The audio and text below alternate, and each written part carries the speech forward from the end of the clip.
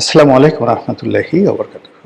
সম্মানিত দর্শক, শেখ হাসিনার পতনের পর গত 17টি মাস ধরে আমরা সবাই প্রাণান্ত চেষ্টা করেছি যে তাকে আলোচনার বাইরে রাখার জন্য। পুরো রাষ্ট্র ব্যবস্থা, রাষ্ট্রের মিডিয়া এবং আওয়ামী লীগ বিরোধী যারা শক্তি, তারা প্রাণান্ত চেষ্টা করেছেন যে বাংলাদেশের রাজনীতিতে আওয়ামী লীগের কোনো প্রয়োজনীয়তা নেই। শেখ হাসিনা বাতিল মাল, তিনি আর কখনো ফিরে আসবেন না। তার যে বয়স হয়েছে, তার যে ভুল এবং ভ্রান্তি, এ সকল নিয়ে নানা রকম কল্পকাহিনী এবং একই সঙ্গে তিনি আদৌ জীবিত আছেন কিনা, সুস্থ আছেন কিনা, এগুলো নিয়ে নানা বিতর্ক ছড়ানো হয়েছে।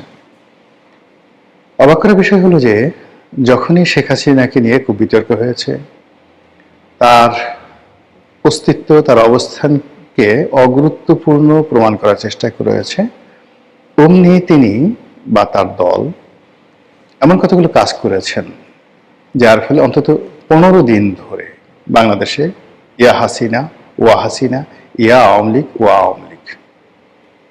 রয়টার্সের সাথে তার সাক্ষাৎকার, বিভিন্ন আন্তর্জাতিক গণমাধ্যমে তার সাক্ষাৎকার, তার দলীয় নেতাকর্মীদের সাক্ষাৎকার, সজীব ওয়াজেদ জয়ের সাক্ষাৎকার, তাকে মেনশন করে, তার নাম মেনশন করে ভারতের পররাষ্ট্রমন্ত্রী, পররাষ্ট্র সচিব, স্বয়ং নরেন্দ্র মোদী যেভাবে কথা বলেছেন, এতে করে বোঝা যায় যে বাংলাদেশের প্রধানমন্ত্রী থাকা অবস্থায় শেখ হাসিনাকে ভারত যতটা গুরুত্ব দিত, এখন ক্ষমতাচ্যুত এবং ভারতে আশ্রিত প্রধানমন্ত্রী, সাবেক প্রধানমন্ত্রী শেখ হাসিনা ভারতের কাছে তার সাথে বেশি গুরুত্বপূর্ণ। কেন? প্রথম কারণ হলো যে এটা ভারতের ইজ্জত কা সওয়াল। যেমন দেখা গেল যে আমার সঙ্গে যে কোনো একটা লোকের বিরোধিতা হলো এবং আমি সরাসরি তার সঙ্গে বিরোধিতা করতে গিয়ে পরাজিত হলাম, লাঞ্ছিত হলাম, অপমানিত হলাম, সেটা এক ধরনের বিষয়। কিন্তু যদি এমন ঘটনা ঘটে যে আমার সঙ্গে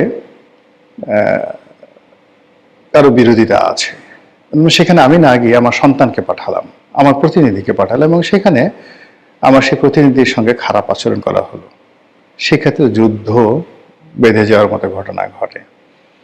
তো ভারতের সঙ্গে বাংলাদেশের যে সম্পর্ক, এই পর্যায়ে এই সম্পর্কের মধ্যে শেখ হাসিনা যখন একটা ইস্যু হয়ে গেছে, এখন শেখ হাসিনার ইজ্জত, শেখ হাসিনার বেঁচে থাকা কিংবা তার মরে যাওয়া, সবকিছুর উপর কিন্তু ভারতের যাকে বলা হয় সফলতা, ব্যর্থতা এবং বাংলাদেশের সঙ্গে ভারতের যে সম্পর্ক, এই সম্পর্কের যাকে বলা হয় স্থায়িত্ব নির্ভর করবে। যেমন ধরুন, এত কিছুর পরেও আমেরিকা কেন ভেনেজুয়েলার প্রেসিডেন্টকে ধরে নিয়ে আসলো? এত কিছুর পরেও তারা লিবিয়াকে তছনছ করে দেওয়ার পরেও কেন লিবিয়াতে মার্কিন উপস্থিতি এখনো প্রবল? যুদ্ধরত পক্ষগুলোকে কেন 2 হাত তারা টাকা দিচ্ছে? শক্তিশালী রাষ্ট্রগুলোর 1 নম্বর অস্ত্র হলো তারা যে শক্তিশালী এটা প্রমাণ করা। 2 নম্বর হলো তারা যেটা চায় সেটা তারা করতে পারে। 3 নম্বর হলো যে তারা কথা দিয়ে কথা রাখে এবং যাকে তারা আশ্রয় দেয় শেষ পর্যন্ত তাদের সঙ্গে তারা থাকে। আপনি চিন্তা করুন যে সেই 40-এর দশক থেকে ইরানের রাজনীতিতে রেজা শাহ পাহলভির সঙ্গে বা এই পরিবারের সঙ্গে আমেরিকার যে সম্পর্কটি, সেই সম্পর্কটি এখনো চলমান।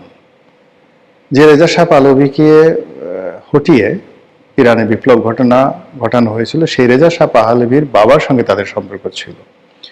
পরবর্তীতে রেজা শাহ পাহলভির সঙ্গে সম্পর্ক হয়েছে। রেজা শাহ পাহলভি একবার ক্ষমতাচ্যুত হয়েছেন, আমেরিকাতে আশ্রয় নিয়েছে, আমেরিকা আবার তাকে কাউন্টার কু ঘটিয়ে তাকে ক্ষমতায় বসিয়েছে।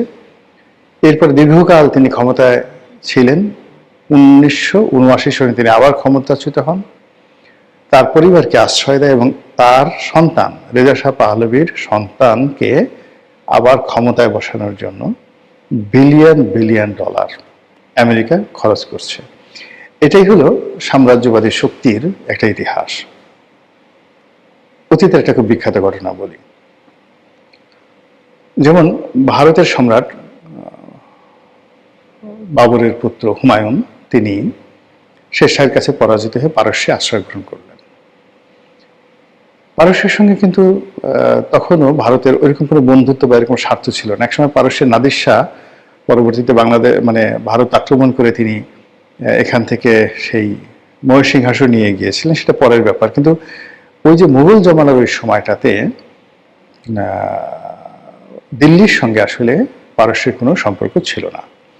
কিন্তু পারস্যের যে সমস্যাটা ছিল আফগানিস্তানের সঙ্গে, আফগানিস্তানের কান্দাহার এবং অন্যান্য যে এলাকা কাবুল, কান্দাহার, এই পুরো আফগানিস্তানের শাসনভার ছিল বাবরের আর এক সন্তান মির্জা হিন্দালের উপরে। তো হুমায়ুন যখন সেই পারস্যে আশ্রয় নিতে চাইলেন, তখন তার প্রথম শর্ত ছিল যে আপনি সবার আগে কাবুল দখল করবেন, এবং কাবুল দখল করার পরে কাবুলে যে সরকার গঠন করবেন তার সঙ্গে আমার একটা বন্ধুত্বপূর্ণ সম্পর্ক থাকতে হবে, যেটা হিন্দালের সঙ্গে নেই। দ্বিতীয়ত হলো যে আমার যে সৈন্যবাহিনী সেটা নিয়ে আপনি ভারতবর্ষ আক্রমণ করবেন। এবং এই শর্তে দেখুন সেই পারস্যের যে সম্রাট তিনি দীর্ঘকাল হুমায়ুনকে আশ্রয় দিলেন, এবং সেই তাদের সাহায্য নিয়ে হুমায়ুন আবার ভারতবর্ষ পুনরুদ্ধার করলেন বহু বছর পরে। আর সেই সাম্রাজ্য প্রায় ৩০০ বছর ভারত শাসন করলো।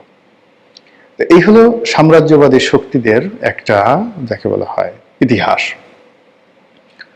পিতা পরাজিত হয়, সন্তান সেটা সেই লিগাসি ধারণ করে।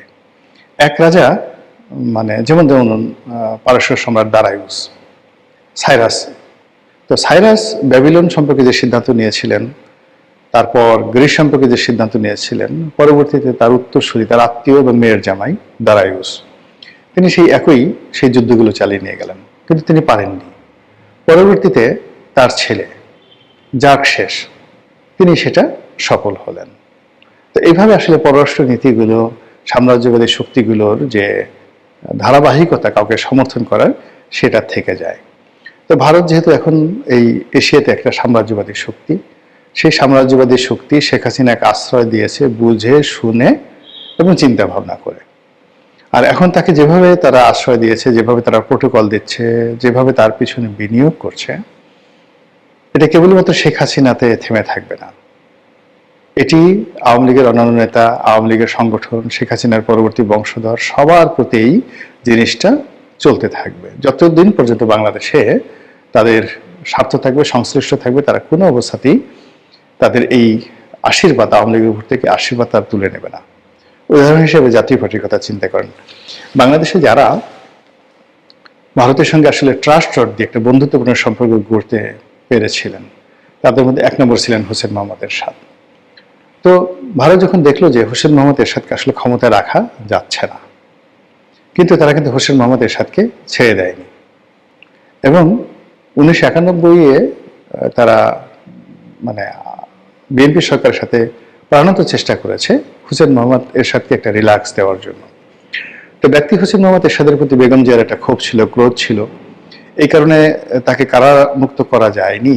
কিন্তু জাতীয় পার্টিকে রাজনীতি করার জন্য কিন্তু ভারত একটা স্পেস করে দিয়েছিল, এবং ওটা আজকের দিন পর্যন্ত অব্যাহত আছে। এমনকি যে এই নির্বাচনে জাতীয় পার্টি যে অংশগ্রহণ করলো, এটা তো মূলত ভারতের নির্দেশে অন টেস্ট কেস করেছে। তারা জানে যে ফলাফল এরকমই হবে, যে ফলাফল হয়েছে এটা এরকমই হবে, এটা ভারতও জানে, জাতীয় পার্টি জানে। কিন্তু রংপুরের মতো জায়গাতে জাতীয় পার্টি একটা সিট পাবে না, এটা ভবিষ্যতে যখন বাজানো হবে তখন এই পুরো নির্বাচনের যে ইঞ্জিনিয়ারিং নিয়ে যে কথাবার্তা হচ্ছে, সেই ইঞ্জিনিয়ারিংগুলো নিয়ে প্রচুর আগামীতে কথাবার্তা হবে, এবং এটার জন্য ইঞ্জিনিয়ারিং যারা নায়ক মহানায়ক তাদেরকে কিন্তু যথেষ্ট বেগ পোহাতে হবে। তো যেটা বলছিলাম যে ভারত বা অন্য যে কোনো সাম্রাজ্যবাদী শক্তি, ইভেন ইংল্যান্ড, তারা যখন কারোর সাথে সম্পর্ক স্থাপন করে, এটা দীর্ঘমেয়াদী এই সম্পর্কটা তারা কিন্তু কন্টিনিউ করে। তো সেই দিক থেকে শেখ হাসিনার সঙ্গে ভারতের যে সম্পর্ক, এটি কোনো অবস্থাতেই অবনত হওয়ার বা এটি শেষ হওয়ার সম্ভাবনা একেবারে নেই, জিরো। অধিকাংশ যেটা মনে হচ্ছে যে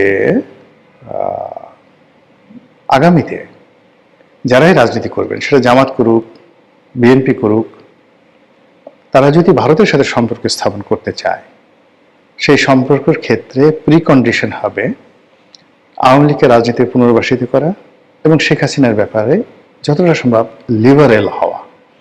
এবং এটা ছাড়া দীর্ঘমেয়াদে ভারতের সাথে তারেক রহমান সাহেব বলেন কিংবা শফিকুর রহমান বলেন, কেউ সম্পর্কটা স্বাভাবিক করতে পারবেন না। এবং এই যে দেখেন, রাজনীতিতে একটা ধারা যে কোনো রাজনীতি শেষ হয় না। যদি রাজনীতি শেষ হওয়ার কোনো লক্ষণ থাকতো, সেক্ষেত্রে তারেক রহমান সাহেবের উপর গত 17 বছরে যে জুলুম চলেছে, যে অত্যাচার চলেছে, সেক্ষেত্রে তারেক রহমান সাহেবের টিকে থাকার কথা না, কিন্তু তিনি টিকে আছেন। তিনি সেই 17 বছর পরে আবার ফিরে এসেছেন এবং আবার রাজনীতিতে পুনর্বাসিত হয়েছেন। কাজেই আওয়ামী লীগ শেষ হয়ে যাবে এবং কোনো রাজনীতি হবে না ইত্যাদি ইত্যাদি যে সমস্ত বিষয় রয়েছে, এটা হওয়ার নয়। কাজেই এই যে বর্তমান পরিবেশ পরিস্থিতি তৈরি হচ্ছে, সেখানে এই যে নতুন সরকার গঠন হবে, মন্ত্রী পরিষদ গঠন হবে, তারেক রহমান সাহেবকে নিয়ে যে ধরনের একটা এই মুহূর্তে উৎসাহ উদ্দীপনাটা স্বাভাবিক। জাস্ট 15 ডেজ, 15 দিন এইভাবে চলবে। 15 দিন পরে দেখবেন যে জামাত তার স্বরূপে আবির্ভূত হয়েছে। ওই নাসিরউদ্দিন পাটোয়ারি, ওই আক্তার, অন্যান্য যারা নাহিদ ইসলাম, তারপরে এই এনসিপির যে সকল লোকজন রয়েছেন, তারা বিকট শব্দে সরকারের সমালোচনা করছে। আওয়ামী লীগ আবার হুঙ্কার দিচ্ছে এবং রাজনীতির ময়দান আবার গরম হয়ে যাচ্ছে। আর যত গরম হবে, শেখ হাসিনার যে উপস্থিতি, প্রয়োজনীয়তা ততটা অনিবার্য হয়ে পড়বে ভারতের কাছে এবং বাংলাদেশের কাছে।